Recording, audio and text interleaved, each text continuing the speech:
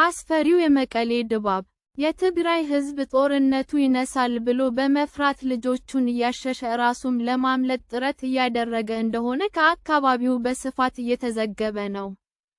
መቀሌ ከተማ ጭር ማለቷንና እንቅስቃሴዎች በከፍተኛ ደረጃ መቀነሳቸውን ከቦታው የሚወጡ ምስሎች ያሳያሉ። የመከላከያ ሰራዊት ከባባድ መሳሪያዎችን ጭኖ ወደ ኤርትራ አቅጣጫ መትሙን የቀጠለ ሲሆን በእርግጥ ጦርነቱ አይቀሬ ይመስላል።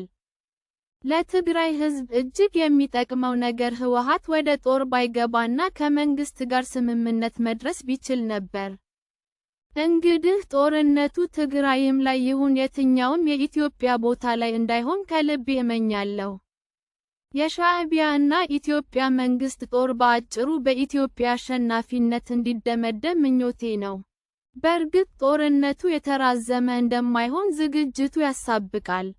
ጄኔራል ጻድቃን እንዳለው ጦርነቱ ህዝብን ባላወደመ መልኩ ቶሎ ቢጠናቀቅ ትልቅ እፎይታ ነው።